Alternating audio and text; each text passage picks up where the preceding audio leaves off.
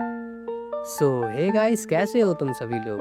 तो यार, आज की इस वीडियो में मैं तुम लोगों को डोरेमोन की कुछ ऐसी हिडन स्टोरीज के बारे में बताने वाला हूँ जो कि सही में तुम्हारी आंखों में आंसू ले आएंगी और ये बात प्रूफ कर देंगी कि आखिर ये सीरीज सबसे ज्यादा स्पेशल क्यों है। तो यार, बदले में बस मेरे लिए कि इस वीडियो को एंड तक देखना और अच्छी लगती हो तो इस वीडियो को लाइक कर देना और सब्सक्राइब कर लेना।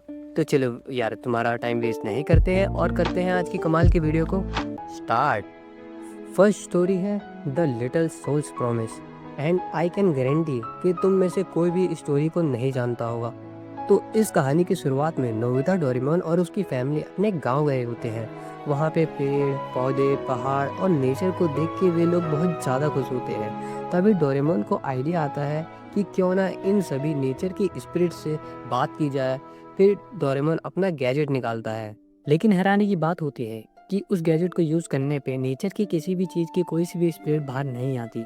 ये चीज देखकर नोबिता और डोरेमोन काफी दुखी हो जाते हैं और फिर नोबिता और डोरेमोन वहाँ चले जाते हैं। फिर सडनली थोड़ी देर बाद नोबिता नदी के किनारे अपने एक पुराने दोस्त से मिलता है जिसका नाम होता है तारो।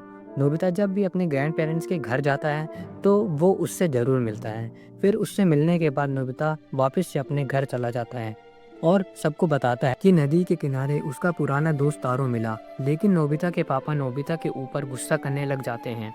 वो बोलते हैं नोबिता को कि आखिर नोबिता नदी के किनारे अकेले क्यों गया। उसके बाद वो उसको डांट के बोलते हैं कि आज के बाद वो तारो से कभी मिलने ना जाएगा। तो यार, आखिर तारो का नाम सुनते ही नोबिता के डैड इतना अजीब सा रिएक्ट क्यों करने लग गए। इसके पीछे एक बहुत मिस्टीरियस कारण है और इसका आंसर तुम्हें थोड़ी देर में पता चलने वाला है। तो इस वीडियो को पूरा एंड तक जरूर देखना।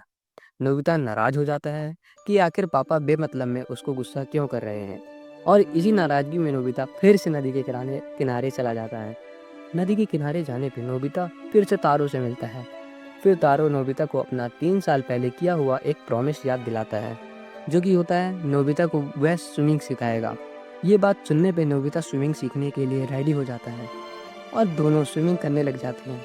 लेकिन तभी अचानक से बारिश होने लग जाती है जिससे कि नदी का बहाव तेज हो जाता है। यहाँ दूसरी ओर नोबिता घर पे नहीं है और वो अकेले ही नदी के किनारे जा रखा है। जैसे ही इस बात का पता नोबिता के डैड और डोरेमोन को लगता है, वो लोग घबरा जाते हैं और नोबिता को ढूंढने लग जाते हैं। और यहाँ नदी का बहाव बढ़ जाता है, तेज बारिश होने लगती है जिसके कारण नदी में नोबिता डूबने लग जाता है और उसका दोस्त तारो उसे बचा लेता है और नोबिता को एक सेफ जगह पे रख कर चला जाता है। फिर तभी वहाँ नोबिता के पापा और डोरेमोन पहुँचते हैं।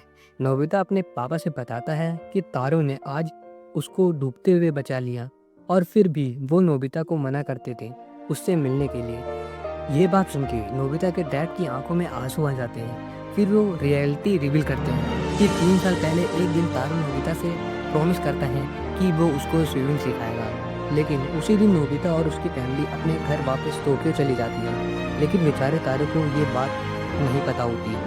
वो नदी के किनारे ही बैठ के नोबिता का इंतजार कर रहा होता है कि जब नोबिता आएगा तो वो उसको स्विमिंग सिखाएगा। और इंतजार करते करते ही तारो की आँख लग जाती है और तभी अचानक से नदी का बहाव तेज हो जाता है और नदी का पानी बढ़ने लग जाता है। बेचारे तारो को नदी के किनारे सो रखा है, उसको ये बात पता नहीं चल पाती कि और नदी में बह के डूब जाता है और वह बच नहीं पाता। उसकी बॉडी भी नहीं मिलती। तारो अकेला बच्चा होता है, उसके कोई पेरेंट्स भी नहीं होते, सिर्फ वो नोबिता का दोस्त होता था। और फिर भी जब 3 साल बाद नोबिता और डोरेमोन वापस गांव आते हैं और सोल्स को बुलाने वाला गैजेट निकालते हैं तो तारो की सोल बाहर आ जाती है और नोबिता से किया हुआ अपना प्रॉमिस पूरा करती है।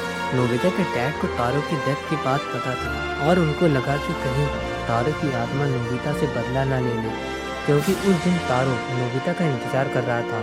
लेकिन तारो तो अपना प्रॉमिस पूरा करने आया था। ये सब जान के नोबिता बहुत ज़्यादा रोता है और इसी के साथ ये स्टोरी एंड हो जाती है।